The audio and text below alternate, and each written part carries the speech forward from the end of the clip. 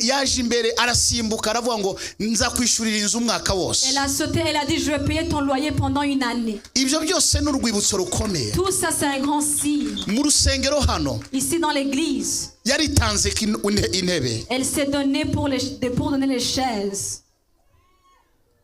Yakiriye abashitsi. Elle a reçu les invités. Imana igumugisha. Que Dieu te bénisse.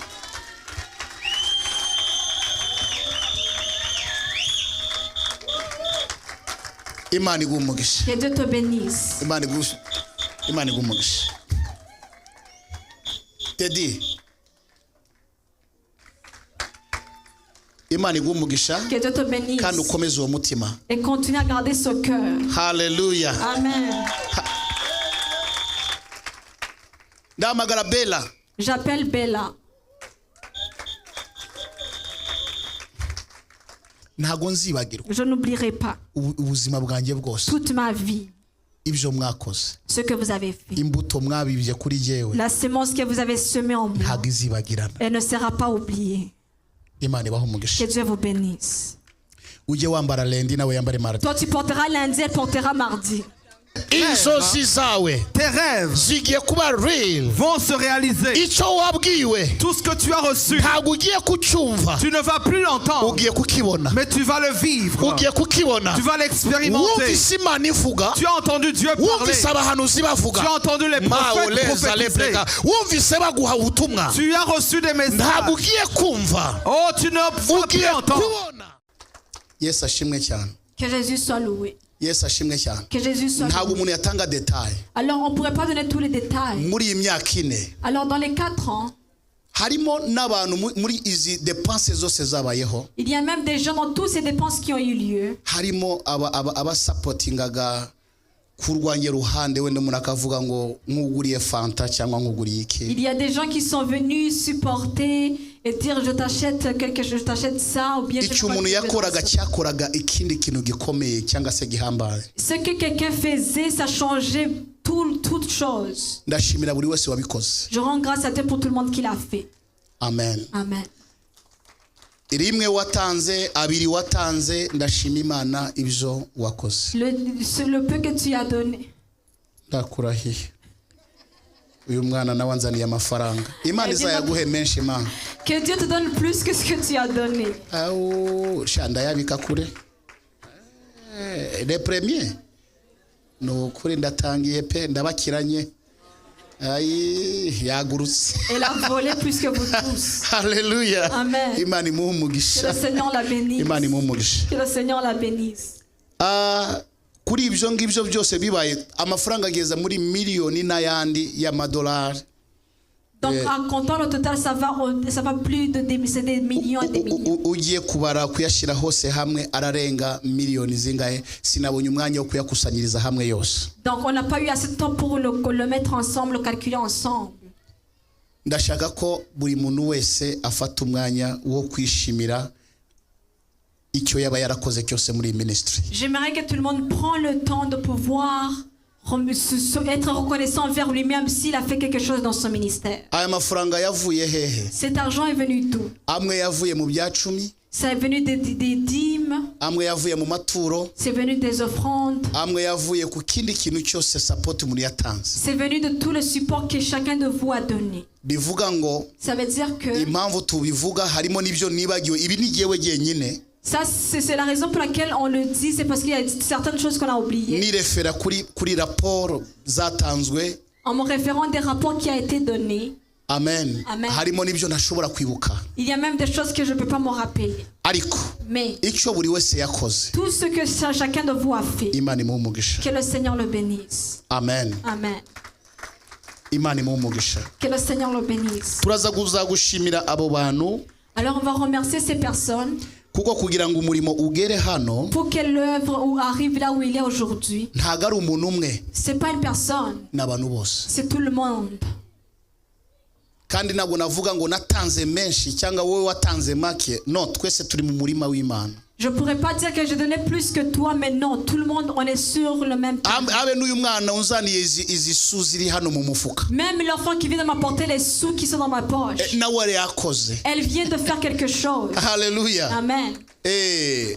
burya ntago muzi icyo uwo mwana akoze. Vous ne savez pas ce que cet enfant vient de faire.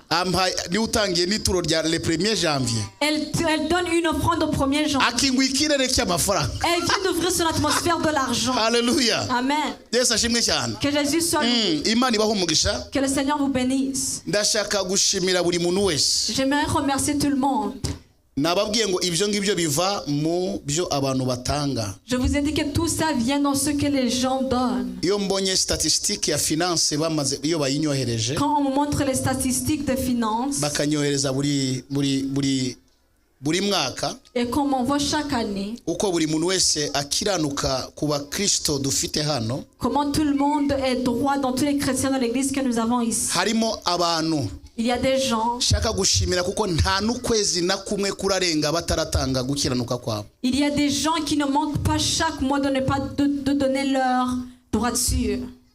Abo bantu. Ces personnes. Imana ibaho umugisha. Que Dieu les bénisse. Tubakomera amashyi abo bantu. Qu'on acclame ces personnes.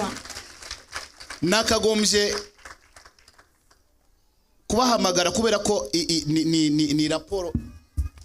Ni rapport financier mbafite hano. Je devais vous appeler parce que c'est un rapport financier que j'ai ici. Nakagombye guhamagara abo bantu ngo buri wese abone. J'étais supposé les appeler pour que tout le monde voit. Ko hari abantu bakubitwa n'imbeho. Qu'il y a des gens qui sont frappés par le froid. Ariko batibagirwa Imana. Mais qui n'oublient jamais Dieu.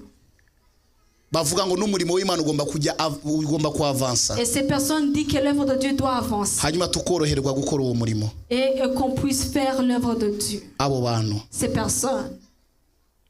Ese munabavuze ntimwabagirira ishyari? Si on les nomme, est-ce que vous n'allez pas être jaloux? Cyangwa mwashima Imana ku bwabo? Ou bien vous allez rendre grâce à Dieu pour eux? Ikintu cyantangaje. Ce qui m'a étonné. Iyo ushimiye abantu. Quand tu remercies les gens. Bamwe bararakara. Certains sont en colère. Iyo banakoraga imirimo bagahita babihagarara ngo kandi bavuze Olivier. Sinzongera gukora. Si faisait quelque chose dans l'église, ils vont dire on m'a pas remercié parce qu'on a dit Olivier. Ça ce sont encore des gens qui sont bébés. Alléluia. Ariko tuzabihagarika banashimiye kanaka. On va l'arrêter. Je vais arrêter de faire ce que j'ai fait parce que on l'a remercié. Et moi on n'a pas parlé de moi. Kandi nanjye nkora. Alors que moi aussi je fais ça. Que Jésus soit glorifié pour ce que tu fais. Amen. Amen. Il y a d'autres personnes que tu vois, les lumières sont déjà allumées. None ukibaza uyu ndamusengera ko azinzi ko afite akazi ndamusengera he nsenge bamwirukane senge bamwongerere senge bagire gute. Donc des fois je vois des gens que les lumières sont rouges, je sais pas comment je dois prier pour eux alors qu'ils ont du travail. Ubundi iyo uri umushumba, quand tu es un pasteur, iyo umukristo adakiranuka, quand un membre de l'église ne manifeste pas sa droiture, cyangwa iyo adasoza icyo yagomba gukora uba uzi ko ari umushomeri, ou bien qu'il n'accomplit pas ce qu'il est supposé donner, c'est parce que tu sais qu'il n'a pas de travail. Hanyuma bigagutera kumusengera. Et ça te pousse à prier pour lui. Amen. Amen. Noneho rero uwo muntu ari mu kazi. Alors cette personne travaille. Tunamubona kuri liste hano. Mais tu ne vois pas même dans la liste ici. Noneho kibaza se ndasenga yahe. Et tu vas demander quel genre de prière je ferai pour cette personne. On va prier quel genre de prière? Olivier, Olivier, si tu étais moi. Si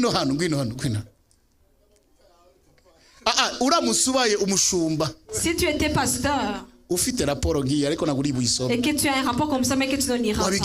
Qu'est-ce que tu ferais?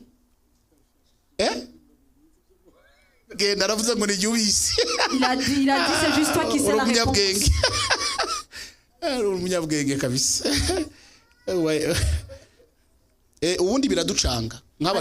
Alors des fois ça nous confond en tant que pasteur. Parce que je me demande comment je prierai pour toi. Et ça me confond. Mais il y a d'autres. Et tu vois depuis janvier, février, mars, avril, mai, juin, juillet, août, septembre, octobre, novembre, des gens qui ne manquent jamais aucun mois. Ils ne manquent aucun mois. Et ces personnes, aidez-moi à les remercier. Alléluia. Si tu en fais partie, que tu puisses toi-même t'acclamer.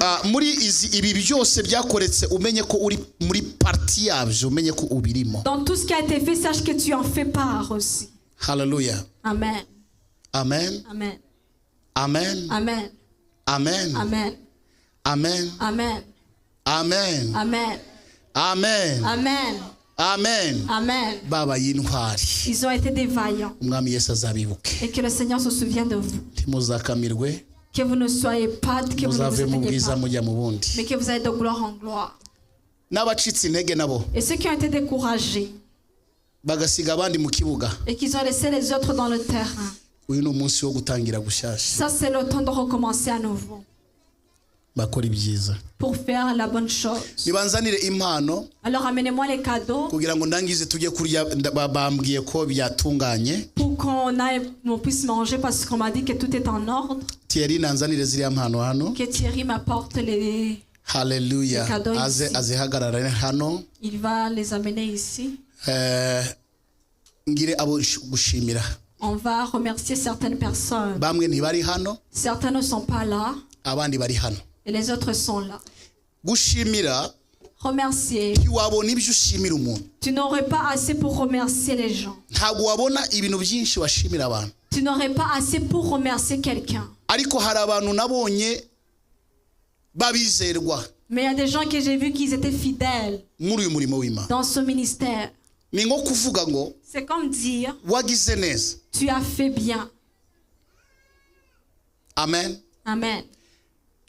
ntabwo ari nyinshi Ce n'est pas beaucoup. ntabwo ari nyinshi Ce n'est pas beaucoup. ariko Mais iyo uza guhabwa celui que tu vas recevoir, umenye ko ivuye ku mutima sache qu'il vient du cœur. kandi iba n'urwibutso Et c'est un signe, c'est un souvenir. ushobora kuguha ikintu wenda kirangira Je peux te donner quelque chose qui prend fin. ariko hari ikindi uzabwira n'umwana wawe Mais il y a quelque chose d'autre que tu diras à ton enfant. uru ni urwibutso rw'imirimo myiza Ça, c'est un signe ou bien un souvenir des bonnes choses qui ont été faites. amen Amen. mama mutoni Maman Motoni. ngwino hano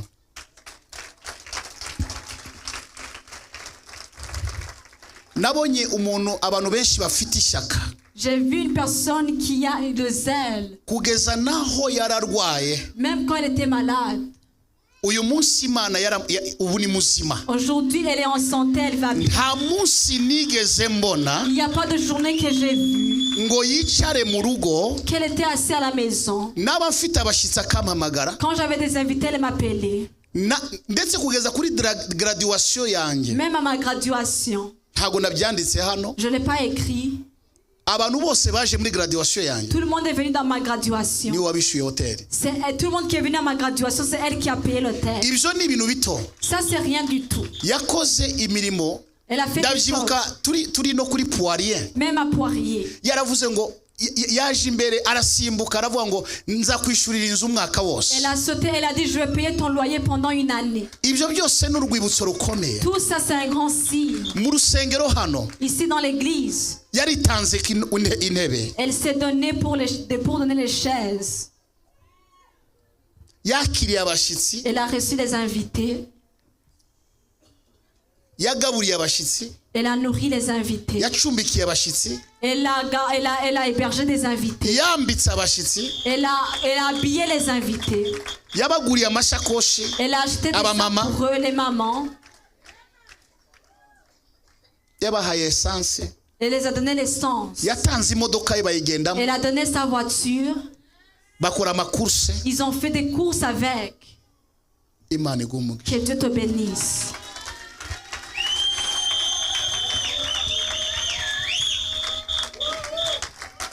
imana igumugisha Que Dieu te bénisse. imana igumugisha Teddy mubisi ntabwo mwakira nakubwira ngo umuhe inzira Je te disais seulement de lui donner un chemin. uraza kumunyakirira neza Tu vas la recevoir très bien comme il ninza le faut. kukubwira ntubanze gukora kuri ayo mavuta Ne touche pas encore déjà encore sur son onction. haleluya Amen. ndashaka guhamagara Patricie J'appelais Patricia. intebe nicaraho muri biro hariya nangiye kuvuga muri frigo J'allais dire les chaises, je m'assois dans le frigo. niwe waziguze C'est elle qui a acheté les chaises qui sont dans mon bureau. amen Amen. yarangaje n'ejo bundi avuga ngo no ziriya ntebe ntabwo zishaje ngo ngure izindi Récemment, il m'a étonné, il m'a dit ces sofas sont un peu vieux, on va acheter des nouveaux. yasapotinze Elle m'a supporté. mu buryo bwose dans toutes les manières possibles, mu bashyitsi dans les invités. nta munsi n'umwe twari twakora igiterane hano Il n'y a pas de jour qu'on a fait un culte ici simbone sapoti ya Patricia et que je n'ai jamais vu le support de Patricia. jamais Jamais. nta munsi n'umwe Il n'y a pas de journée. mu buryo bwose Dans toutes les manières possibles. kuva 2018 le 31 décembre Depuis 2018, le 31 décembre, kugeza uyu munsi jusqu'à présent. Imana iguhe umugisha. Que le Seigneur te bénisse. Happy birthday. Joyeux anniversaire. Ndamagara Krista Bigirimana aze On hano. va appeler Christa Bigirimana qu'elle vient ici.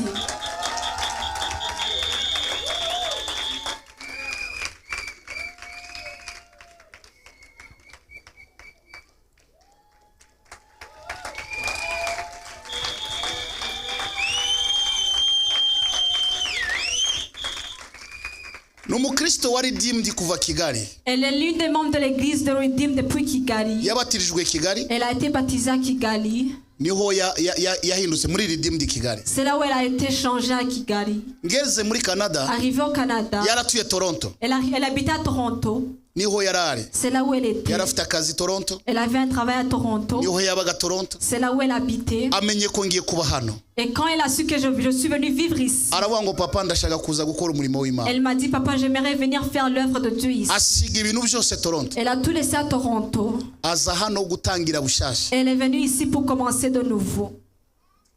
Ni nkaho ari sacrifice wenyine. C'est comme si elle s'est sacrifiée elle-même. Aza gutangirana n'itorero hano muri Montréal. Et elle est venue commencer avec l'église ici à Montréal.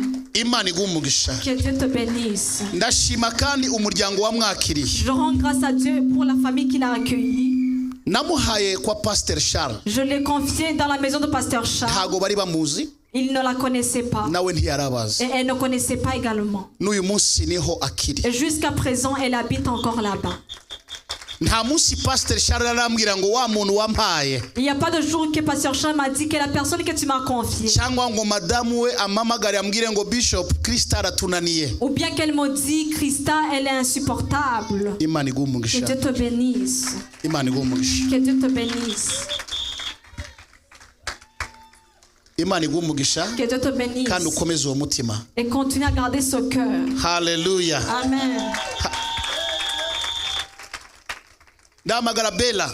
J'appelle Bella. Bella yabaga Toronto. Bella aussi habite à Toronto. Nawe yimukira Montréal. Elle est venue aussi à Montréal. Atangira uwo mwanya gukora umurimo w'Imana hano. Elle a commencé à cet instant faire l'œuvre de Dieu ici. Gusiga abavandimwe afite abavandimwe be hariya Toronto. Elle a son frère à Toronto.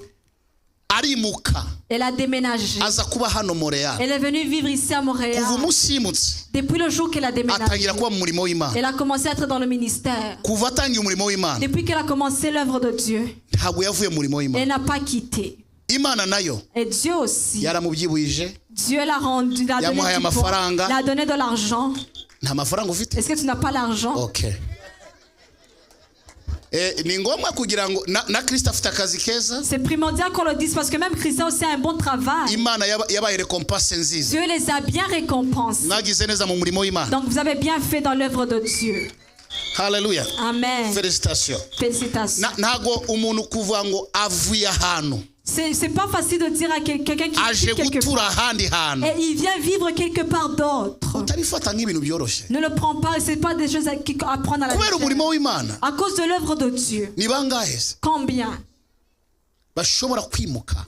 Qui peuvent déménager. Bagakora umurimo w'Imana. Et venir faire l'œuvre de Dieu. Ndashaka gushimira. J'aimerais remercier Madame wa Pasteur Charles. Maman Pasteur Charles. Imyaka ine maze hano. Pendant 4 ans. Yakoresheje uko ashoboye kugira ngo ntaburara.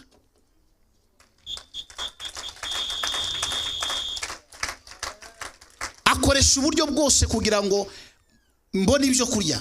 Elle a passé 4 ans pour que chaque nuit Bishop puisse manger. Wagashaka ko ndya buri kanya nkamubwira ni mu masengesho akarakara akabyimba none se agashaka ko ndya buri mwanya. Elle voulait que Bishop mange en tout temps, imyaka ine pendant 4 ans. niba ntigeze ndya ni ubushake bwanjye Si je n'ai pas mangé, c'est parce que c'est moi qui ne le voulais pas. kugeza uyu munsi Jusqu'à présent, ni ubushake.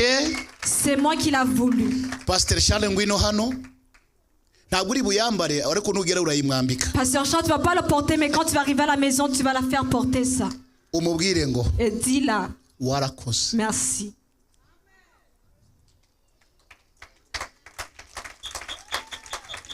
umubwire ngo warakoze. Tu la diras merci. umumpere iyo ngabirano nziza. Donne-la ce beau cadeau. Hallelujah.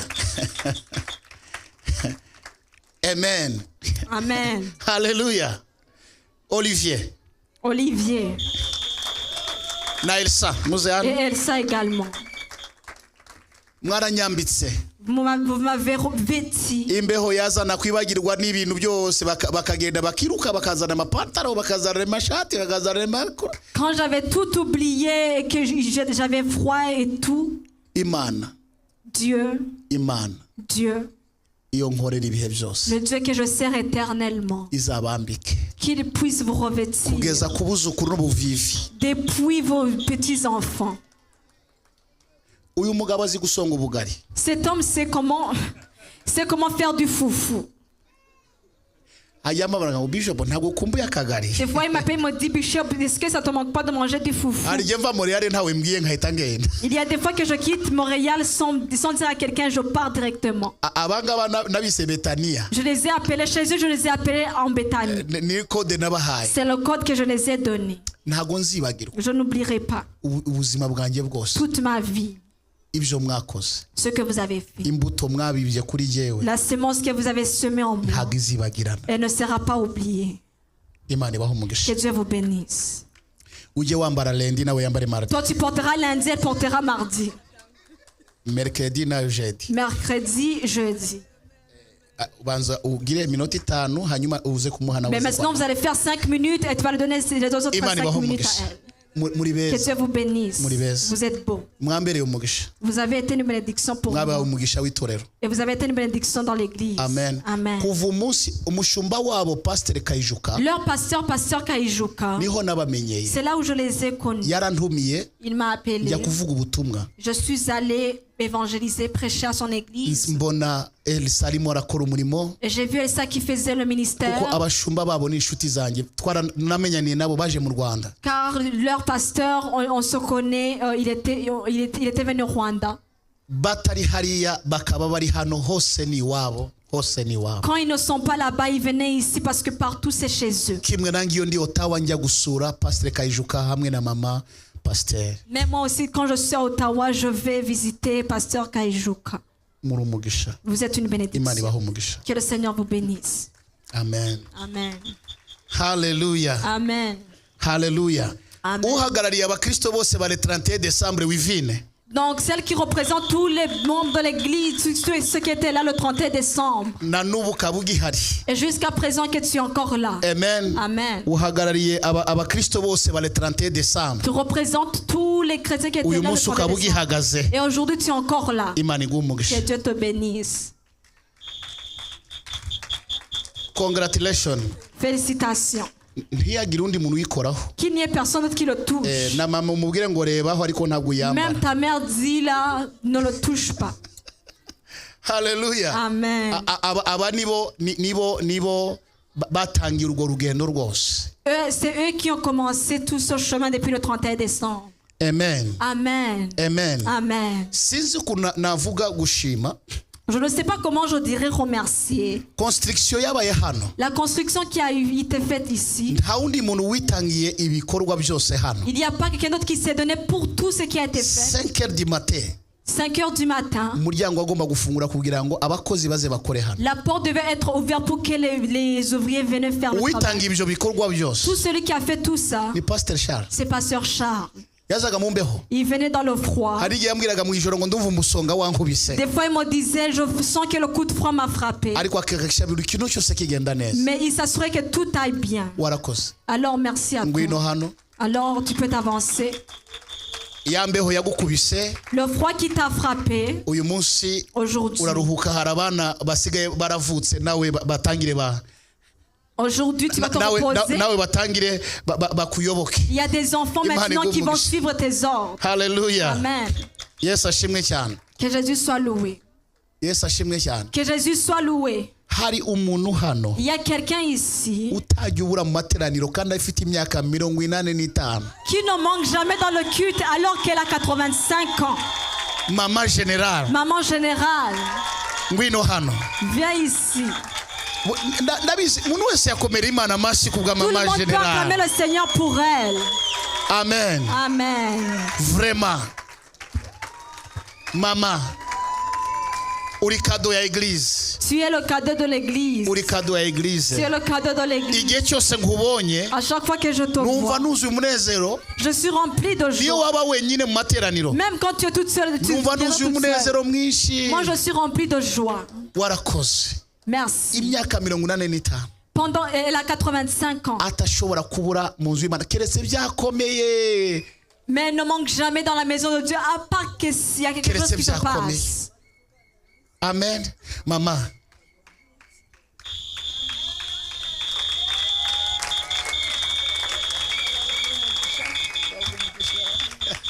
dukomere Imana amashyi kubwa Acclamons Mama au General. Seigneur pour maman commandante. Amen. Amen. Hallelujah. N'umugisha ukomeye. C'est une grande bénédiction. N'umugisha ukomeye. C'est une grande bénédiction. N'umugisha ukomeye. C'est une grande bénédiction. Hari uwo ushaka gushimira kandi Il y a quelqu'un d'autre que j'aimerais remercier. niwe ushinzwe amasuku yose ya église. Elle est la responsable du ménage de l'église. Ménage de l'église. Le ménage de l'église. Niwe muyobozi wa ménage. C'est elle la responsable du ménage. Yego afite abandi bakorana nawe. C'est vrai, elle travaille avec des autres, Ariko niwe responsable wa mais c'est ménage. elle la responsable. Evangeliste Emily. Évangéliste Émilie.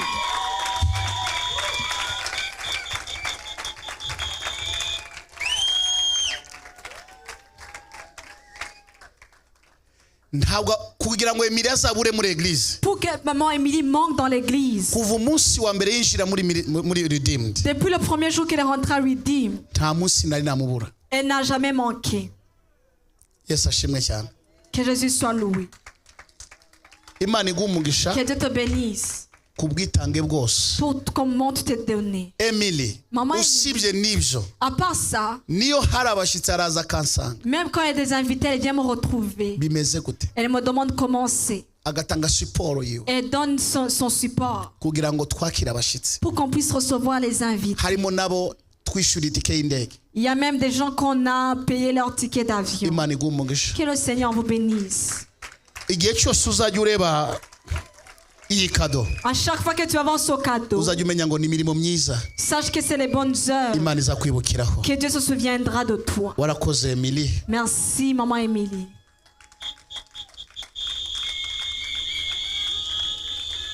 Imana iguha umugisha. Que Dieu te bénisse. Imana iguha umugisha. Que Dieu te bénisse. Amen. Amen. Amen.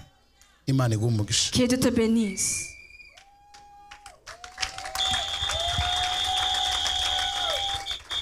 Hallelujah. Amen. Erega burya mwese ko muri hano Vous tous, comme vous êtes ici, mwari mwabura Mama Maria mu materaniro. est-ce que vous avez déjà manqué la mère de Maria dans le culte? Yosafina Maman Joséphine, ngwino hano. tu peux t'avancer. Niwe waguze aka kantu mpagararaho hano. C'est elle qui a acheté ce qui est devant ici. Ngwino. Niyo mpamvu nawe Imana yamuhaye C'est pour umujene. cela que Dieu a donné un mari qui est jeune. Imuha umujene utijena. Un jeune qui ne se gêne pas. Hallelujah. Wagize neza. Tu as bien fait. Arakorera Imana acecetse kandi sert Dieu en ntabura mu materaniro. Et elle ne manque jamais dans le culte. We na Diacre Marie. Elle avec la diaconesse Maria. Amen. Amen. Imana iguha umugisha. Que Dieu vous bénisse Imirimo myiza yawe yose. pour toutes tes bonnes œuvres. Habwa umugisha. Nukuri n'umuntu ujya ukererwa wa nyuma ndamuha. Même la personne qui vient en retard, je vais lui donner. kuko mufitiye marke Parce qu'il y a une marque que je reconnais sur la kandi personne. ndamubabwira Et je vais vous le dire, c'est rwose ndababwira uyu ndayimuhaye azajya avuga ngo barayimpaye ariko ndi umuntu wa nyuma. il y a la personne, je vais dire c'est qui, même elle dira, on m'a donné ce médaillon, mais je sais que je suis en retard. Atangiye kureba hasi Il y a des gens qui commencent à regarder par terre. arizi La ubundi personne se reconnaît. aza bwa nyuma agataha uwa mbere. Oh, la personne vient en dernier, mais il rentre en premier. Haleluya. Amen. Ariko ndaza kumuvuga nyuma. Mais je vais parler de cette personne après. Reka dushimire Esther. On va remercier Maman Esther. Esther aze hano. Que Maman Esther s'approche. Ayo matoilette mubona hari inyuma Les toilettes qui sont derrière, yarayasubiyemo arayavugurura yose elle les a tous rénovées. ashyira mu bintu bishasha. Elle a mis des choses nouvelles seulement. Imana imuhe umugisha. Que Dieu vous bénisse. Igihe cyose azajya areba À chaque fois qu'elle va regarder, amenye ngo imbuto yatanze qu'elle sache que la sémence qu'elle a donnée, ni umugisha ukomeye. c'est une grande bénédiction. Amen. Amen. Imana iguhe umugisha. Que Dieu te bénisse. Merci. Merci. Haleluya. Amen. Mama Vero. Maman Véro, Mama Vero. Viens. Kuva turi kuri P9. depuis P9, Uyu mu mama cette maman, nta munsi arabura elle n'a jamais manqué kubaza uko bimeze. de demander comment ça se passe. Haleluya. Amen. Kuva turi kuri P9 Depuis qu'on était à P9 kugeza uyu munsi jusqu'aujourd'hui, no mu kanya yambwiraga ubuhamya bw'iby'Imana yakoze iwe il mu y a rugo. quelques instants, elle me donnait un témoignage de ce que Dieu avait fait. Iyi kado nguhaye Le cadeau que je te donne, wagize neza tu as bien fait kwiyunga n'iyi ministère, de se soucier de ce ministère, gutanga siporo muri ministère. de soutenir ce ministère. Imana iguhe umugisha. Que Dieu vous bénisse. Ministère ye ni refuge Son ministère, c'est le ministère qui s'appelle Refuge. ariko hano haba ku mutima wiwe Mais cyane. son ministère aussi est dans son cœur. Amen. Amen. Que Dieu te bénisse mama. Amen. Hallelujah. Amen. Murumva harimo ibyo mwari mutazi Il y a des choses que vous ne saviez pas, ariko murimo murabibona. mais vous êtes en train de le voir maintenant. Yesu ashimwe cyane. Que Jésus soit loué. Tangira nawe urebe uvuga ngo ariko next nindi. Commence à te regarder et dis c'est qui le prochain.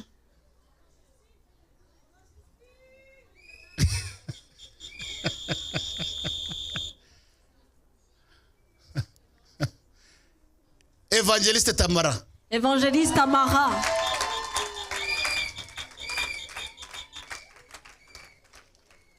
Impamvu maye Tamara yishimwe La raison pour laquelle je donne ce médaillon à Tamara, yasanze muri biro. elle est venue dans mon bureau. Aravuga ngo hari gahunda tugomba gukora kugira ngo amafaranga ya Hydro-Québec Elle m'a dit un programme qu'on va débuter pour que l'argent de Hydro-Québec, tuyashake.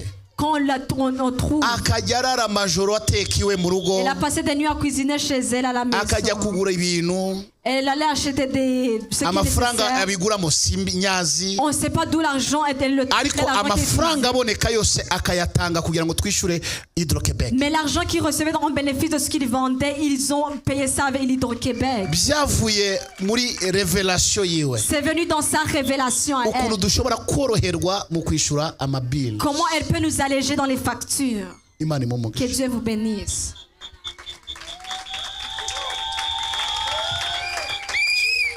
Sois béni. Évangéliste Nelly. Évangéliste Nelly.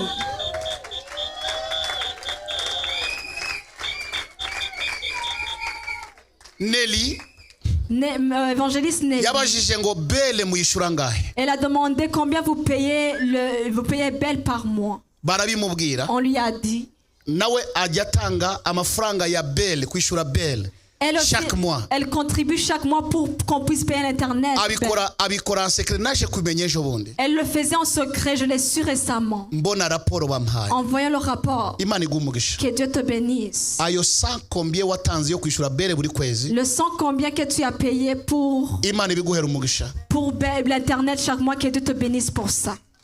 Amen. Imana iguhe umugisha. Que Dieu te bénisse.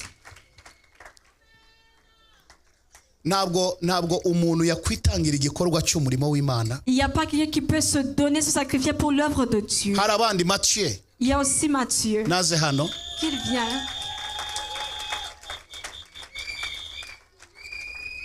Mathieu ari mu bantu bitangira umurimo w'Imana.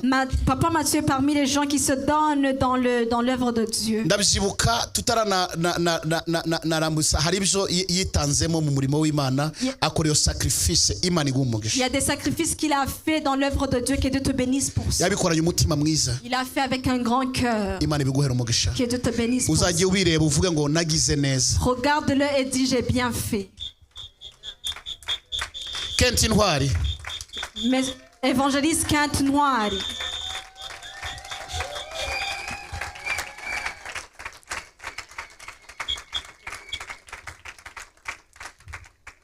Nawe yaritanze. Lui aussi il s'est sacrifié. Amen. Amen. Ushobora ngo yaritanze iki? Tu peux te demander il s'est sacrifié en quoi? Niyo umuntu yitangiye ikintu kamera ariko akaba rembourse, aba yamaze no kwitangira icyo gikorwa. Même si quelqu'un donne quelque chose et après il est remboursé après, le cœur que tu as fait avec cela, et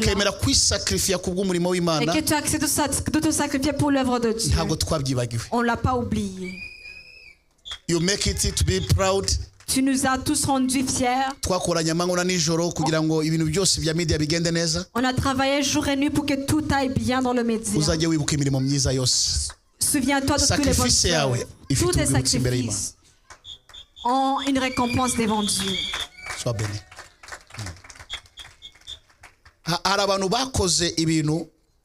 Il y a des gens qui ont fait des choses pour que d'autres choses puissent aller très vite. Et ça aussi, nous rendons grâce à Dieu. Pasteur Mackinson. Pasteur Mackinson.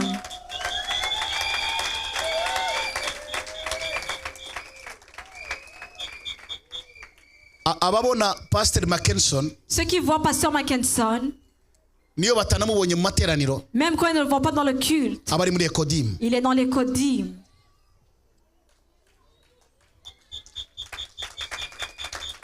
Pasteur, merci. Merci, pasteur. Merci.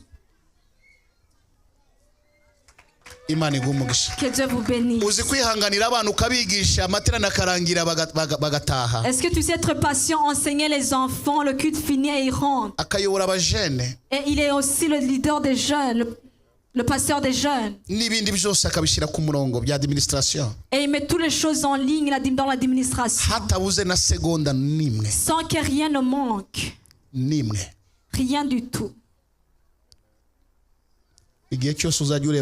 À chaque fois que tu regardais ici, que Tamara ne regarde pas, mais malheureusement Tamara aussi. Ok. Sois béni. Maman Justine. Maman Justine. Maman des mamans. Maman des mamans. J'allais entendre les mamans qui t'acclamaient. Ça veut dire que tu es un bon leader. Igihe cyose byakomeye tudafite amafaranga yo guteka tubwira mama Justine ngo ngaho uca kuba mama urebe ko byakemuka. À chaque fois qu'il y a pas assez de moyens pour qu'on puisse cuisiner, elle passe sur les moments pour qu'elle puisse le faire. Tukajya kumva tukavuga ngo byoroshye byagenze neza. Et on voit que tout est allé en ordre. Imana igumugisha. Que Dieu te bénisse. Wakoze imirimo myiza. Tu as fait une bonne chose. Uzajya wereka ibyo Imana yakoze byose. Tu vas montrer ce que Dieu a fait. Uhabwe umugisha n'Imana. Que Dieu te bénisse. Est-ce qu'on peut acclamer le Seigneur pour ça? Est-ce qu'on devait aller manger ou prendre après? Dieu donné. Dieu donné.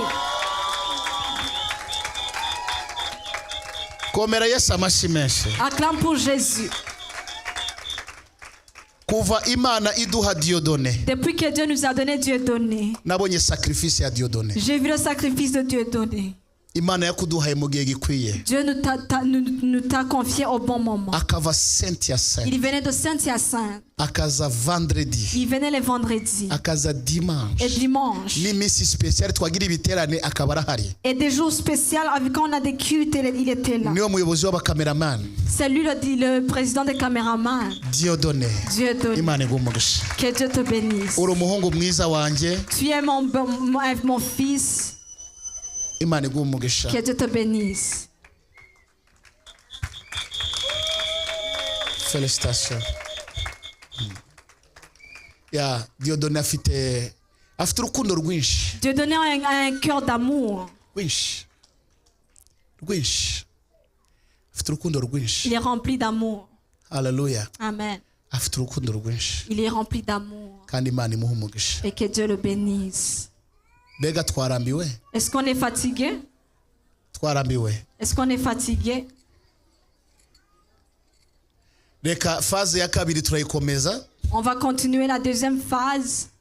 Abantu nibamara kurya. Quand les gens auront mangé. Ndabona bameze nka taxi yuzuye. Parce que je vois comme si les gens sont comme des taxis remplis de passagers. Amen. Amen. Murahari? Vous êtes encore là? Mushimishwa n'ibyo ngibyo byose biri gukorwa? Est-ce que vous trouvez plaisir à ce qu'on est en train de faire? Nibyo. Nibyo. Hein? C'est vrai.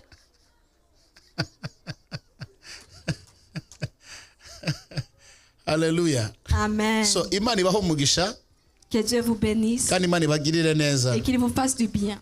Izi zindi ndaza kuzitanga nyuma. Je vais donner les autres après. Wa undi ntamushira muri inquiétude bavuga ngo baguhaye nubwo wakererwaga ukage. Pour que je ne mette pas la personne dans l'inquiétude. Si jagushira umuntu muri sécurité. Je vais pas mettre quelqu'un dans l'insécurité. Alléluia. Amen. Si jagushira umuntu muri sécurité. Je vais pas mettre quelqu'un dans l'insécurité. Ibyo kurya byahose. Car la nourriture va bientôt être froide. Hameze gute hariya? Murindira amasengesho. Donc apparemment ils attendent la prière pour commencer à manger. OK. Amasengesho gusa. Seulement la prière donc après on va commencer. Nsenge. Prions. Reka dusengera ibyo kurya. Prions pour la nourriture. Uzibike uraza kugaruka mu kanya. Conserve-les, tu vas revenir bientôt. Amen. Amen.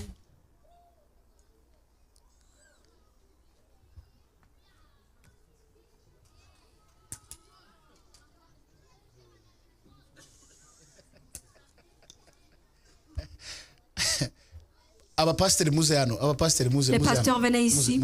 Les trois. 4 muze hano. Jiri.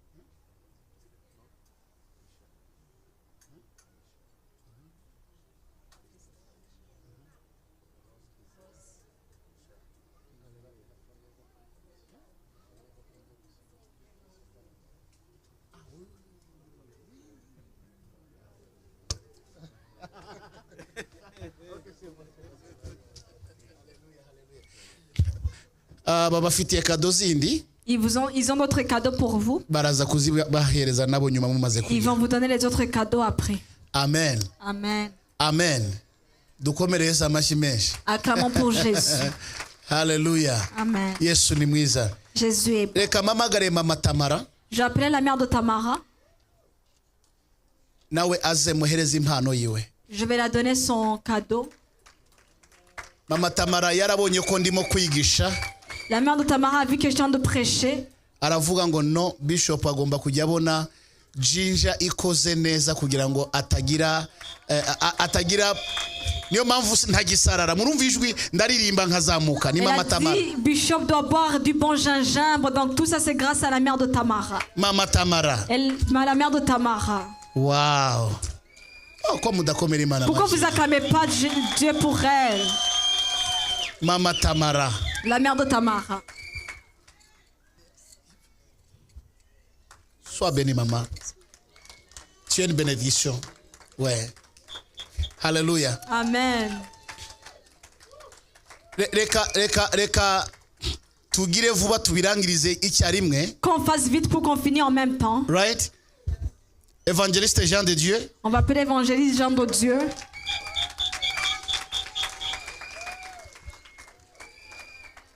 C'est même le principal des finances. Que Dieu te bénisse. Depuis que je l'ai connu, il fait toutes choses très bien. Et quand je dis très bien, c'est parce que c'est très bien. Ce qu'il ne sait pas, il vient me demander. Que Dieu te bénisse. Que Dieu te bénisse.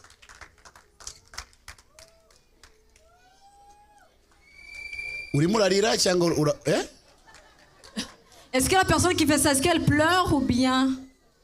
Je pensais que c'est quelqu'un qui pleurait. On va recevoir Christella.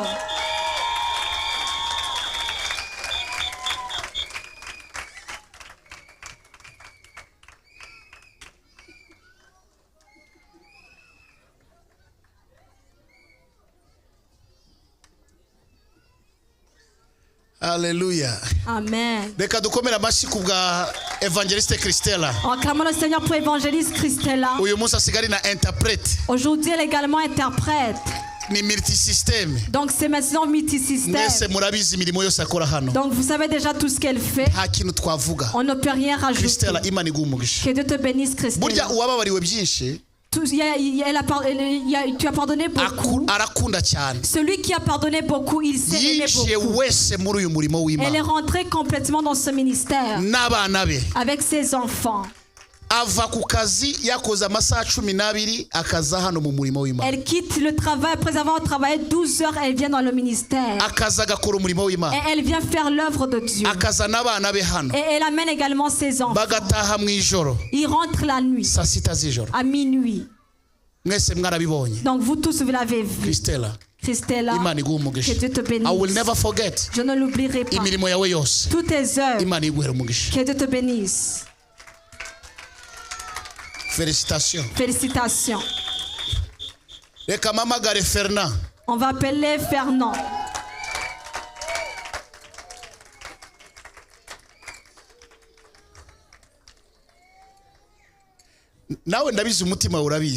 Je sais que toi-même tu connais ton cœur.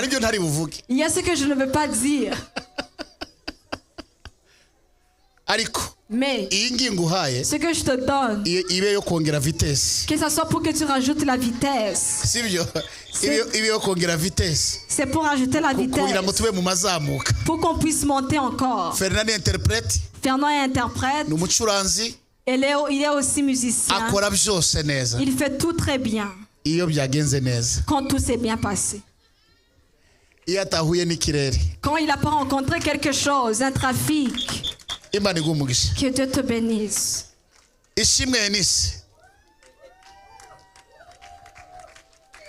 Zana ne microphone hano. Ishimwe Eunice kuva akiri navuga ryarise. Kuva akiri muri Sunday school. Depuis qu'elle est dans l'école d'hymne. Eunice akunda umurimo w'Imana. Akitangira umurimo w'Imana. Usibye à part que uko mugisha wamuhawe akamamagara buri kanya Bishop. À part la bénédiction qu'elle a présentement, à chaque fois elle m'appelle. Ariko abayumva yaza uwo umurimo wose akawukora mu masegonda yose. Pour elle, elle peut s'impliquer à 100%. Dani. Viens, je vais lui donner ce cadeau étant présent. Tu as une épouse qui aime l'œuvre du Seigneur. Il aime l'œuvre du Seigneur. Il aime Dieu.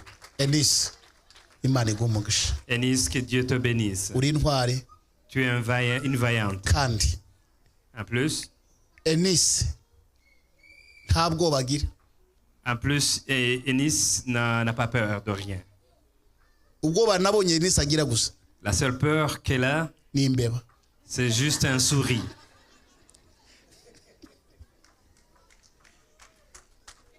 Que Dieu te bénisse. Tu as travaillé fort. Tu vas la féliciter plus tard. Tu vas la donner un Coca-Cola. Elle aime ça. Hallelujah. Rose. Rose. Secrétaire général. Notre secrétaire général.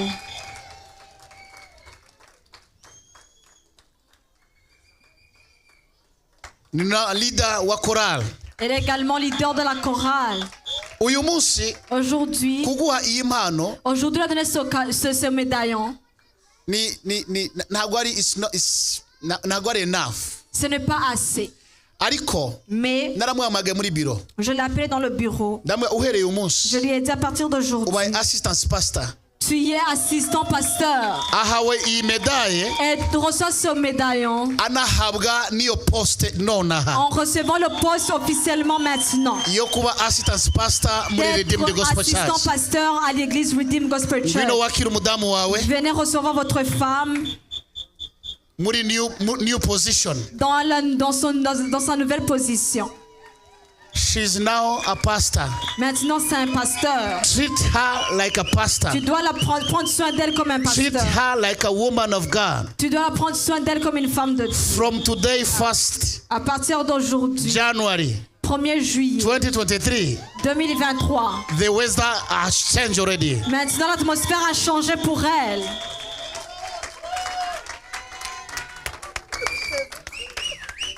Félicitations. New post. Félicitations pour ton nouveau poste. Va t'asseoir sur la table qui est là.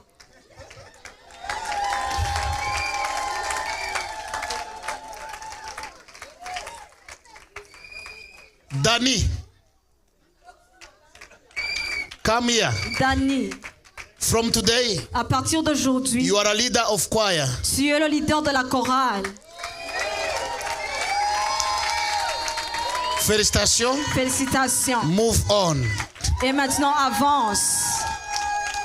Hallelujah. Amen. Clap your hand to Jesus. Acclamez pour Jésus.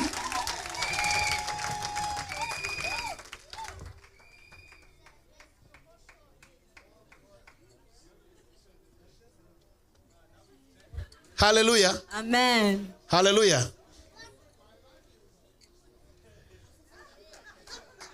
Donc il était assis avec Fernand, mais là la chaise vient de changer. Quand l'histoire a changé, elle change complètement. Il a déménagé avec... Alléluia. Happy New Year. Amen. Marie-France. Marie-France. Elle est parmi l'équipe de louanges qui ont chanté en étant enceinte. Elle a quitté la chair pour aller mettre au monde. Acclamons le Seigneur pour Marie-France. À partir de P9, elle est encore dans la chorale. Marie-France, que Dieu te bénisse. Amen. Maze, ok, sawa. Hallelujah. Amen. Jaël.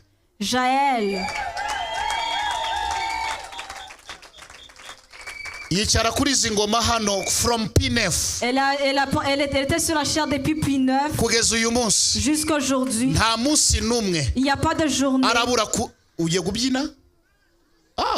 Oh, ils allaient danser.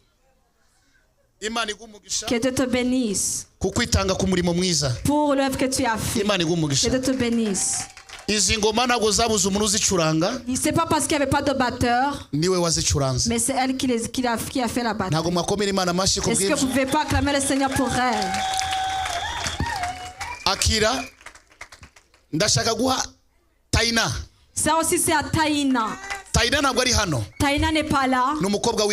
Mais c'est une des filles qui est vaillante. Tous les affiches que vous voyez ici, tous les affiches que vous voyez, celui qui le fait, c'est Taina Rukundo.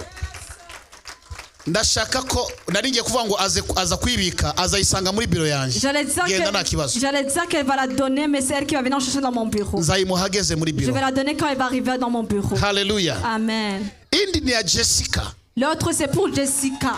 Jessica. Nta munsi yigeze asiba mardi na jeudi mu kwigisha hano muri Zoom. Elle n'a pas manqué les mardis et les jeudis pour faire les zooms de 14 heures. Évangéliste Jessica s'est donnée comme elle pouvait. Elle viendra prendre, récupérer son cadeau dans mon bureau. Hallelujah. Amen. Yes, Amen. Il y a Déborah Noiri aussi qui était parmi les chantres de l'église depuis P9. Déborah a la foi. Elle a une grande foi. Quand elle prend ce que Dieu a dit, elle ne va pas dans l'échographie. Vous voyez ici, elle sait l'enfant qu'elle a. Elle ne sait pas, ce qui concerne l'échographie ne la parle pas. Elle va seulement juste pour respecter les rendez-vous. Que Dieu te bénisse. Tu es une femme forte. Est-ce que tu sais que tu es une femme forte? Ne monte pas une seule main seulement. Ok, sawa. Une femme forte. Elle c'est vraiment une femme forte. Que Dieu te bénisse. Félicitations.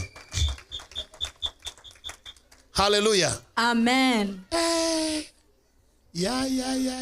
Aline. Ngwino hano.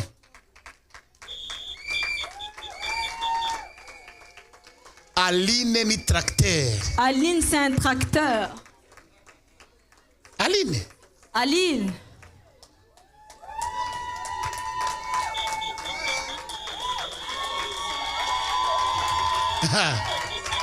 Nushaka ibirori byawe bigende neza tumira Aline. Si tu veux que tes célébrations, tes cérémonies aillent bien, invite Aline. Akora akazi nka machine. Elle fait le travail comme une machine. Hano muri église rero. Ici à l'église. Baramuza hano osaciye nta n'ikintu cyahanyura. Tout le monde la connaît que par là où elle est passée, tout le monde personne est passé. Imana igumugisha. Que Dieu te bénisse.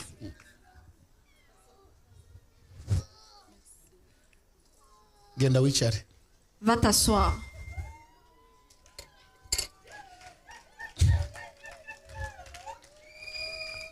Hasigaye. Il reste.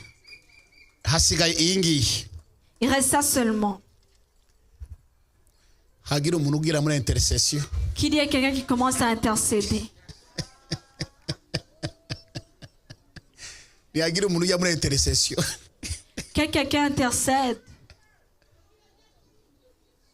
Kevin, vous écoutez. Qu'est-ce que tu as dit, Kevin? Que j'ai oublié ton mari. Ok, Richard, Richard, pour que l'enfant dans le ventre n'ait pas de problème. Acclamons Richard. Richard Ngunzimana. Musicien. Sonorisation. Aïe aïe aïe. C'est ainsi ça avait chuté un peu, mais que ça recommence un tout petit peu. Richard. Quand il a pris l'envol, il a vraiment pris l'envol. Que Dieu te bénisse. Ton cadeau. Que ça continue.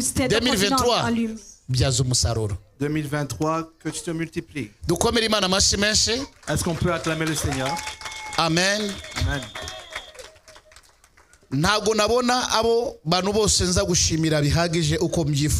Je pourrais pas remercier à toute personne comme il se doit.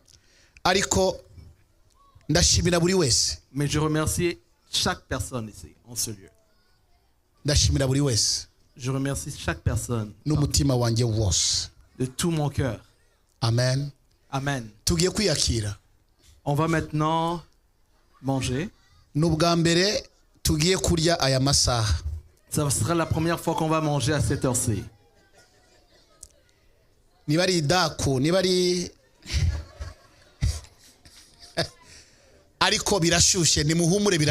Ne vous inquiétez pas, c'est encore chaud. Amen. La nourriture est chaude. Hallelujah. Amen. On va tous partager.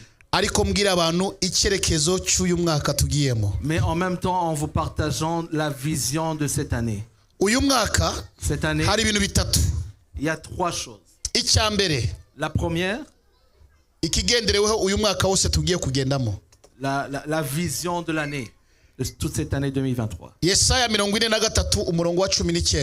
On va lire dans Ésaïe 43, verset 19. dore ngiye gukora ikintu gisha ubuko kigiye kwaduka ntimuzakimenya nzaharura inzira mu butayu nembeshe imigezi mu kidaturwa. Amen. Amen. C'est dans Ésaïe 43 verset 19. Ça dit: voici, je vais faire une chose nouvelle sur le point d'arriver. Ne la connaîtrez-vous pas? Je mettrai un chemin dans le désert et des fleuves dans la solitude. Amen. Cette année, Dieu va frayer des chemins dans le désert. Là où il n'y avait pas de chemin, Dieu va les créer. Dieu va le faire pour toi. Là où il n'y avait pas de monde, le monde va venir. Alléluia. Amen. 2023. Il y a cette chose que Dieu va faire dans Psaume 23. Psaume 23 Psaume 23 deviendra l'année 2023. Psaume 23 Psaume 23 va marcher avec toi de janvier jusqu'en décembre. 2023 ça va devenir une année heureuse pour toi. Psaume 23 uzajya wisoma buri munsi n'amasezerano yawe. Ibintu birindwi gusa ngiye kuvuga Imana yampaye kuri kandi bizasohora kuva muri janvier kugera muri juin. Et ça va commencer à s'activer à partir de janvier aujourd'hui. Uko hari premier verset kugera 6e verset ni saison y'igice cy'umwaka umaze kwinjira uboni ukuboko kw'Imana. Ça sera la période la première semestre de 6 mois. Où tout ce qui va être lu dans les 6 chapitres. Psaume 23 ni sezerano ryawe ugiye kugenda nayo. Ça va être une alliance pour toi. Et Psaume 23 ni sezerano rya 23.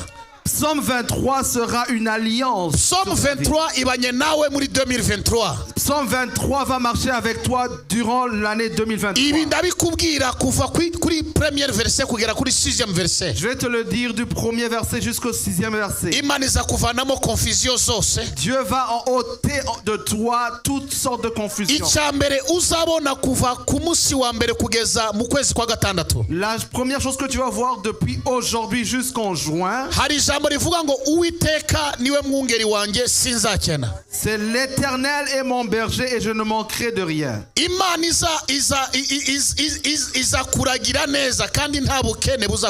Dieu va bien te diriger et tu ne manqueras de rien. Dis à la personne qui est à côté de toi, tu ne manqueras de rien. Ça c'est le psaume 23. Dis à la personne qui est à côté de toi, tu ne manqueras de rien. Je commence déjà à prophétiser. Dis que maintenant on est dans la saison prophétique. Première chose, c'est que c'est Dieu qui sera ton berger. Et Dieu sera proche de toi. Deuxièmement, il va te faire reposer dans le vert pâturage. Il y aura la sécurité de Dieu. Tu vas te reposer là où Dieu t'a préparé. Et tu seras en toute sécurité. Troisièmement, tu vas être restauré dans ton âme. Tu seras restauré dans ton âme quand tu seras fatigué. Quatrièmement, quand tu seras attaqué, tu vas avoir la victoire pour que tu continues. Quand tu vas rencontrer des problèmes durant le parcours, tu vas avoir la victoire et tu continueras. Cinquièmement, il va t'élever devant tes ennemis.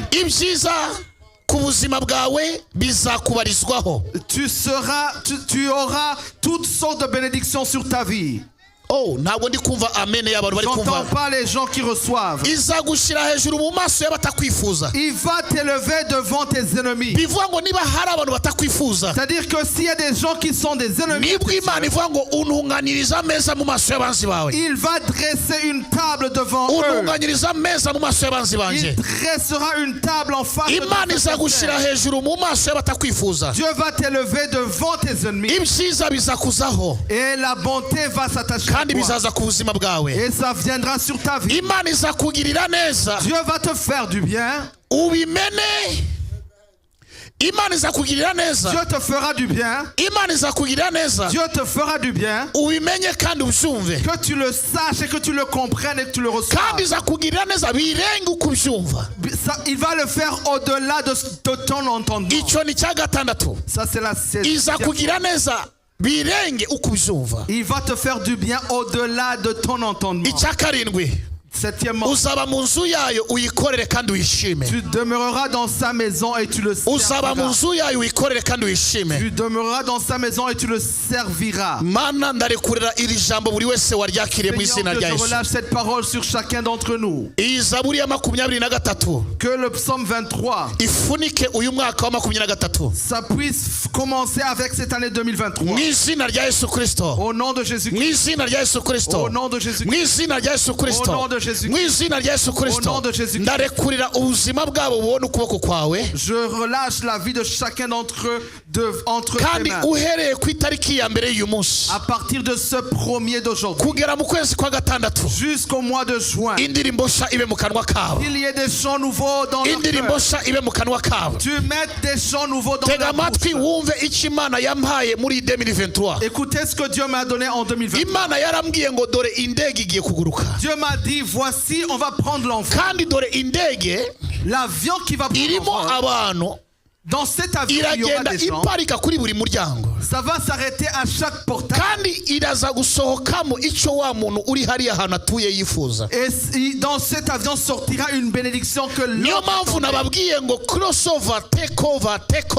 C'est pour ça que je vous ai dit la traversée pour prendre l'emprise. À partir de ce 1er, prépare-toi chez toi. Parce que l'avion va prendre l'envol. L'avion va prendre l'envol.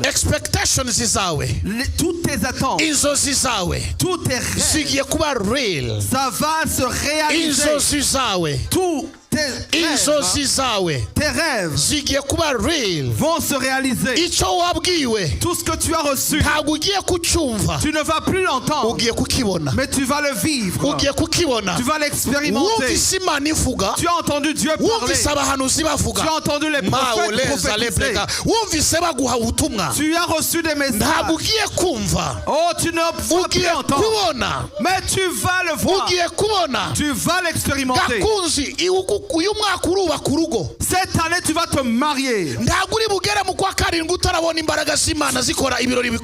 juillet tu auras déjà expérimenté une personne. Dieu va encore une fois te redonner les années qui ont été dévorées. Oh my God, qui est là pour me dire amen? L'avion a pris son envol. L'avion a pris son envol. Yes. Dis avec moi yes. Dis avec moi yes. Parce que l'avion se dirige vers toi. Et ce qui va sortir, c'est ce que tu as prié pour que Dieu te donne. Ça viendra ce que tu as eu à prier pendant longtemps. Dans cet avion, il y a la bénédiction qui attend quelque chose qui a eu à prier pendant longtemps.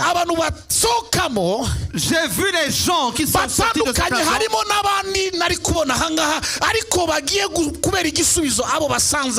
Il y a des gens qui vont devenir des sources de bénédiction parmi nous ici.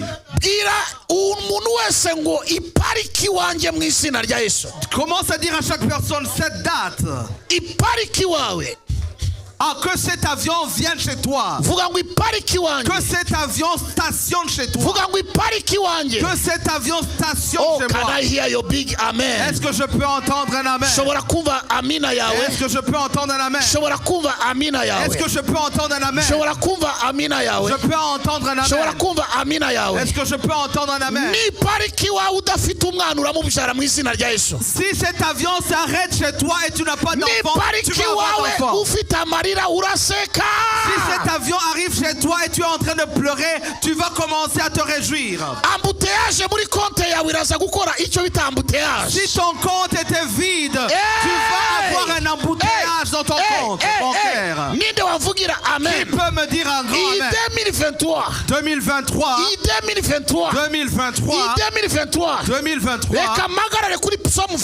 Laisse que je me pose sur la psaume 23. Que chaque personne dise aïe aïe aïe. Que chaque personne dise aïe aïe. Tiens-toi sur le psaume 23. Tout ce qui était fermé va être débloqué. Il n'y aura pas de sorciers qui vont t'attaquer. Il n'y aura pas de sorciers qui vont t'attaquer. Ou toi et ta famille. Tu vas maintenant entrer dans tes entreprises. Cette année, il y a un avion qui vient d'arriver chez toi. Dis à chaque personne qui est là, cet avion est en train de venir chez toi. Et ça n'attend que personne d'autre que toi. La seule chose que tu attends, c'est que cet avion soit dans ta maison. Que tu reçoives tout ce que tu as eu à attendre pendant longtemps. Tu ne vas plus entendre Dieu parler, mais tu vas expérimenter ce que Dieu a dit. Cette année, tu ne vas pas entendre Dieu parler. Quand il va parler, il va aussi le faire et le faire. Quand il va le dire, quand il va le dire, tu vas le voir. My God. Oh yes. Et quand il va parler, tu vas le voir. Et quand il va le dire, tu vas le voir. Je vois une bénédiction dans ta maison. Je vois Dieu faire une transformation divine dans ta vie. Je vois comment le diable est en train d'essayer de t'attaquer dans ta vie. Mais je viens de voir le Dieu ôter toutes ces choses de problème. Parce que dans 2023, tes finances vont se multiplier par 7. Oh my goodness. Oh yes. Qui peut me dire amen? Qui peut me dire amen? Il y a la personne qui est à côté de toi. J'entre dans l'embouteillage des bénédictions de Dieu. J'entre dans l'embouteillage de tout ce que Dieu a dit. Je te le jure, tu vas entrer dans l'embouteillage des bénédictions de Dieu. Viens.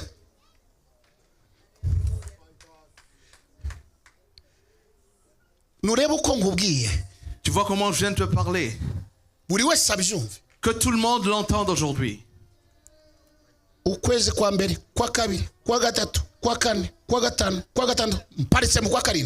Je m'arrête au 7e mois, au mois de juillet.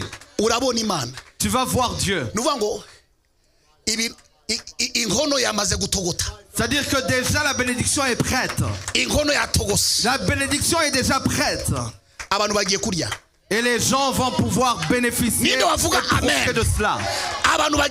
Les gens vont se réjouir pour ta bénédiction. Je vois l'avion maintenant venir. Je vois aussi l'avion aller.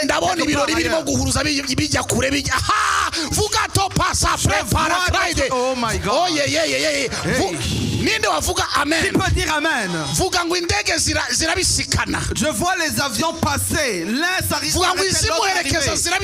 l'avion arrive, l'autre part. L'un part, l'autre arrive. L'un part, l'autre arrive. Au nom de Jésus. Parce que Dieu va le faire. Et il y aura un mariage heureux. Il n'y aura que la louange seulement chez toi. Et les anges vont te descendre. Chez toi seulement, ce sera la louange et l'adoration. Les anges monter et descendre. Moi aussi, je commence à m'entraîner. J'aimerais dire à chaque personne qui a pleuré, sèche tes larmes. Sèche tes larmes. 2023, c'est pas l'année de pleurer. Mais c'est l'année que Dieu va être ton berger. Il va te diriger là où personne ne t'a amené. Il va te diriger là où personne ne t'y a amené. Que chaque personne crie en disant que cet avion vient de chez moi. Reçois cette bénédiction. Et tu ne seras pas dans la confusion. Tu ne seras plus confus. Que chaque personne dise Amen. Que chaque personne dise Amen. Que chaque personne dise Amen. Que chaque personne dise Amen. Élève tes mains maintenant. Que tu manges ayant reçu cette prophétie. 2023. À partir d'aujourd'hui, le 1er janvier. L'avion est déjà dans les airs.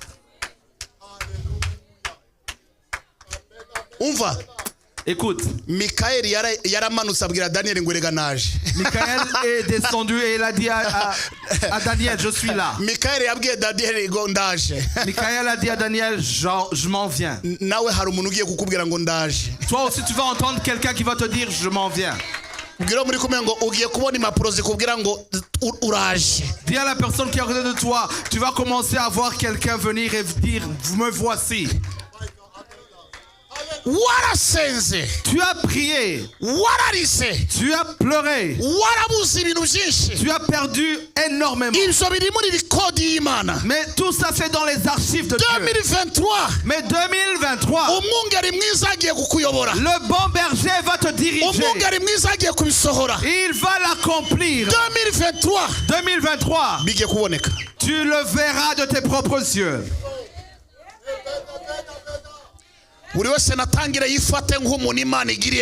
Commence à changer tes habitudes, ton comportement. Oh my God. Commence à t'aligner par rapport à la bénédiction qui s'en vient. Est-ce que tu sais que dans le mariage de Gakunzi, tu vas tellement danser? Tu vas trop danser. Alléluia.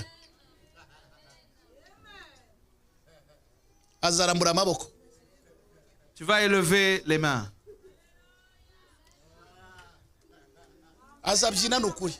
La personne va danser. Il y aura la joie de tout ce que Dieu aura fait. Tu auras trop dansé. Moi aussi, je vais t'aider à danser. Alléluia. Amen. Élève maintenant tes mains. 2023. Ne prie plus en disant Seigneur, amène ces choses vers moi. Pose la question au pilote, t'es rendu où? Tracking, spiritual tracking.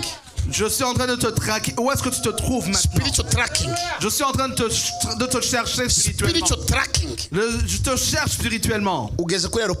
T'es rendu à quel aéroport? Tu es en train d'enlever qui? Fais vite, dis. Fais vite. Fais vite. Fais vite. Spiritual tracking. Tu es en train juste de chercher le GPS spirituel. Où est rendu l'avion? L'atmosphère. Juste savoir où se trouve l'avion venant vers toi. Oh my God. Oh my God. Oh my God. Tout ce que je suis en train de te dire, si tu ne le vois pas, 2023, arrête de prier à partir de 2023.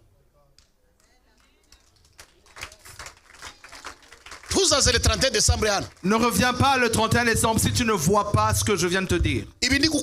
Tout ce que je te dis, ne viens pas le 31 décembre.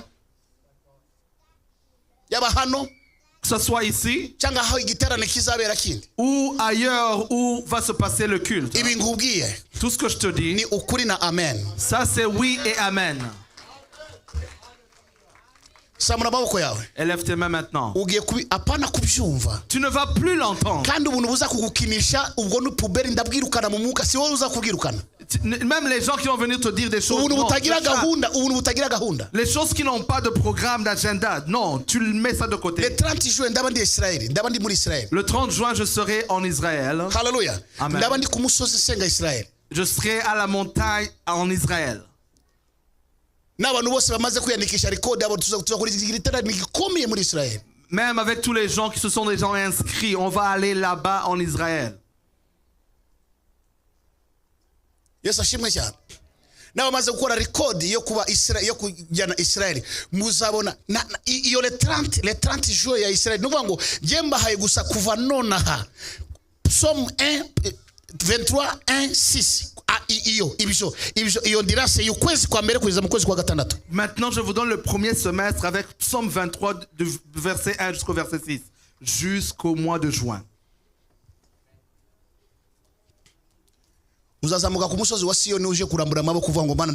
Et tu vas monter à la montagne de Sion en Israël en train de dire Seigneur, je te bénis. Parce qu'on va se rencontrer avec plusieurs personnes qui viennent de différentes places. On va se rencontrer en Israël. Amen. Amen. Je pense que tout le monde est déjà au courant. Commence à te préparer avec ton ticket. Parce qu'il faut qu'on aille nous tous à la montagne de Sion. Le 31 décembre. Le 31 décembre maintenant. J'aurai une croisade à Kigali. Au Rwanda. 2023. J'aurai une croisade méga au Rwanda. C'est en train de maintenant on est en train de préparer tout ça. Que Dieu soit loué. Que Dieu soit loué. Il y a des choses qui doivent être historiques. Et que chaque personne l'entende et dise vraiment l'Éternel est grand. Il y aura leur croisade d'abord en Israël. Le 31 décembre. Et aussi le 31 décembre. Et je serai à Kigali, au Rwanda.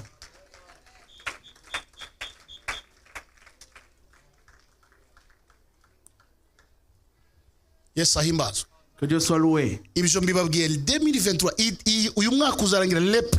le 31 décembre 2023, tuzaba tufite stade nini y'abantu bavuye hirya no hino kwisi baje mu giterane mu Rwanda. Le 31 décembre, il y aura hazaba hari mass choir. Il y aura y'abantu bavuye Canada, bavuye America, bavuye Europe, bavuye Africa. Hazaba hari mass choir y'abaririmbyi. Il y aura une bande des gens qui vont faire la musique, qui viennent du Canada, qui viennent de partout dans le monde. Je ne le dis pas par la foi. Que tu crois que je suis en train de le dire par la foi. Je le dis parce que c'est déjà arrivé. Je ne le dis pas parce que c'est par la foi. Tu verras pas, mais tu me verras pas ici. Moi. Et je vais partir et revenir ici. Il y a des gens qui se posent la question, si Bishop va là-bas, comment ça va se passer? L'œuvre de Dieu. Il y a des pasteurs ici. Et vous êtes maintenant matures. Amen. Que Dieu soit loué. Parce que je suis arrivé ici et au Rwanda, ils ont dit Bishop ne va plus revenir. Maintenant, quand je vais aller à Kigali, il ne faut pas que les gens qui ici commencent à dire oh, Bishop n'arrive plus à continuer à faire l'œuvre de Dieu ici. Au Canada. Et quand je vais revenir maintenant au Canada, ils vont commencer à se dire ok, des gens de Rwanda vont commencer à dire oh, Bishop c'est l'œuvre de Dieu. Amen. Amen. Je suis venu ici avec un mission. Je suis venu ici avec une mission de 4 ans. J'ai une mission de 4 ans ici. Quand les 4 années vont passer, il faut maintenant que je commence à faire des voyages. Parce qu'il faut que l'œuvre, la mission que j'ai continue. On a fermé ma télévision en Kigali. J'avais une télévision. Mais parce que je suis venu, j'ai fait une entente avec la banque d'ici aux États-Unis.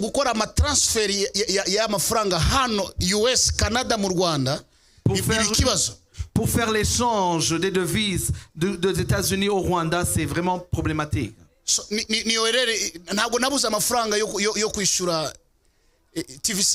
J'ai pas manqué de l'argent pour pouvoir continuer à financer TV7.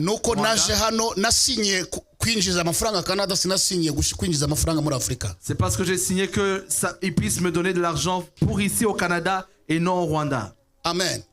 But I will restore in double. Mais je vais le restaurer doublement maintenant. Donnez-moi mon sac. J'ai une licence d'une télé. Amen. Amen. Et c'est pas encore expiré. Que Dieu soit loué. This is a license, TV license. Ça c'est une licence de télé. Yarura. Amen. This is a license. Ça c'est une licence. TV à YouTube. C'est pas une télévision pour YouTube. Broadcasting. C'est du broadcast. Amen. Télé en ligne. This is a license à télévision TV7. Ça c'est la licence pour la télé. So it's going to be restored. Maintenant ça va être restauré encore. So c'est pour ça, c'est pour cela. Amen. Amen. Hallelujah. Amen. Maintenant, l'avion va se stationner devant ta maison. Mass choir in Rwanda. Il y aura une band au Rwanda. Il faut que vous commenciez à faire des répétitions. Pour ceux qui vont partir et ceux qui vont rester. Et commencez à chercher des passeports maintenant. Vous êtes le 1er janvier 2023. Je le dis aujourd'hui le 1er janvier en 2023. Hallelujah. Amen. Hari n'abantu wenda bashobora kuba bibaza ngo bishop yaje Canada azaguma muri Canada cyangwa se azatura muri Canada. You are wrong. Il y a des gens aussi qui se sont dit peut-être Bishop est venu ici au Canada pour rester au Canada. Wrong. I am a missionary. Mais moi je suis un missionnaire. Wabyumvise. Amen. I'm a prophet and missionary. Je suis un prophète et un missionnaire en même temps. Un prophète ne peut pas rester à la même place. Est-ce que ça existe? Que Dieu soit loué. So we are going to do the work in a very tremendous way. On va faire l'œuvre de Dieu d'une manière exceptionnelle. Amen. Hallelujah. Amen. Kandi nabari hano nabo bazakora muri tremendous way. Même les gens qui vont rester ici, ils vont continuer à travailler d'une manière exceptionnelle. I treasure you, ndabizi. J'ai des hommes de Dieu et des femmes de Dieu qui vont continuer l'œuvre. Kugenda rugendo rwo kugeza muri juin bamwe muraba murimo gukubita inkuba zitwa amasezerano asohora. De janvier jusqu'en juin, il y a des gens qui vont commencer à expérimenter des méga bénédictions. Israël na bamwe muri mwebwe mutakiri muri ari hehe byagenze bite no. Il y a des gens, on va partir en Israël, vous serez plus dans les pleurs. Twese tuvuge ngo no way. Commence à dire c'est impossible. No way. Tu seras plus dans les pleurs. Hallelujah. Non. No way. Non. Est-ce qu'on peut rendre gloire à Dieu? Est-ce qu'on peut acclamer le Seigneur? Amen. Amen. Amen. Amen. Kigali, they are all aware of this. Kigali est déjà au courant de tout ça. All our members, tous nos membres, leaders, nos leaders, all aware of this. Tous sont déjà au courant de tout ça. On va encore une fois faire l'œuvre de Dieu ensemble.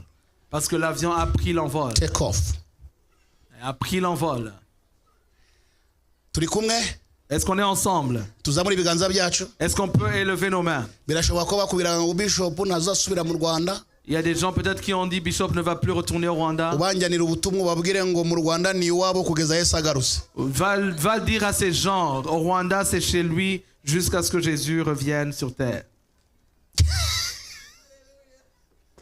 Alléluia. Il y a des gens qui vont dire oh, on vous a menti. Amen. Amen.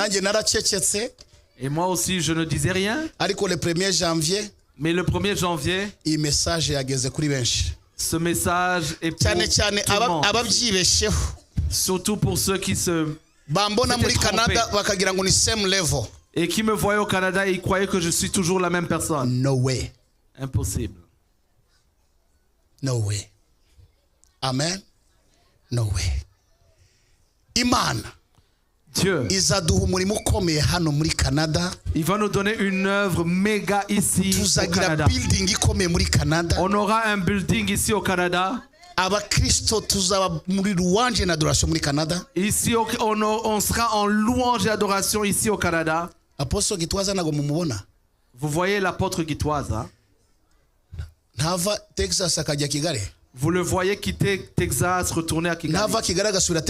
Et vous le voyez quitter Kigali pour aller maintenant à Texas. Est-ce que l'œuvre ne continue pas? Maintenant, change ta mentalité. Alléluia. Amen. Amen. Maintenant, c'est le temps de manger. C'est cette nourriture que tu vas prendre. Que tu manges la nourriture qui s'appelle l'alliance éternelle. Lève-toi maintenant. Que cette prophétie s'accomplisse dans ta vie. Amen. Amen. Hallelujah. Amen. Hallelujah. Amen.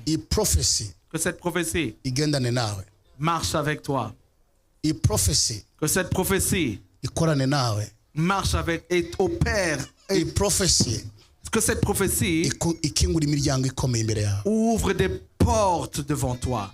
Amen. Amen. Hallelujah. Amen. Hallelujah. Amen. Élève tes mains et que je relâche cette onction sur toi. Mercredi, aujourd'hui normalement on devait vous laver les pieds. Mais cette œuvre va se faire maintenant le mercredi. Parce que ce sera le premier mercredi de l'année. Alors maintenant ce mercredi qui sera le premier mercredi de l'année, c'est là où on va faire cette action prophétique. Amen. Hallelujah. Amen. C'est là où on va faire cet acte prophétique. Mercredi. Le mercredi qui s'en vient. Que Dieu soit loué. Amen. Amen. Mercredi. C'est là où on va faire cet acte prophétique. Raise up your hands. Élève tes mains maintenant. Above your heads. Élève tes mains au-dessus de ta tête. In the name of Jesus. Au nom de Jésus. Seigneur, je te bénis. Parce que tu es saint. Tu es puissant. Tu fais du bien. Je relâche cette prophétie sur ton peuple. Alors qu'on est en 2023, tu m'as donné cette parole de Psaume 23. Cet esprit, tu m'as donné l'explication de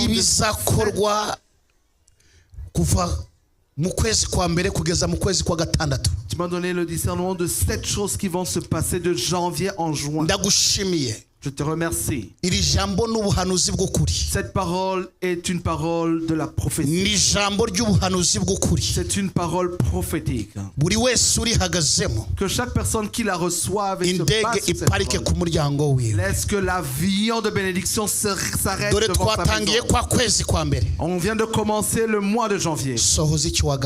Accomplis ce que tu as promis. Je bénis chaque personne. Je bénis chaque personne. Wambwiye ngo mu gihe cy'ukwezi kwa mbere kugeza mu kwezi kwa gatandatu tugiye kuba mu mbaraga no mu bihe bidasanzwe n'abantu bagaseka mu buryo budasanzwe. Tu as promis que de janvier jusqu'en juin, il va y avoir des bénédictions et des témoignages. Tu as promis que ici, de janvier jusqu'en juin, tu vas te glorifier dans la vie de chacun d'entre nous. Laisse que cette parole s'attache à chaque personne qui la reçoit. Qu'elle commence à opérer maintenant. Au nom de Jésus-Christ de Nazareth. Et bénis chaque personne qui a reçu cette parole et qui l'a attachée à son cœur. Seigneur, merci. Merci. Et merci pour ce que tu vas faire. Même au-delà de ce qu'on n'a même pas demandé. Au nom de Jésus-Christ. Amen. Amen. Amen. Amen. Amen. Amen. Bon appétit tout le monde.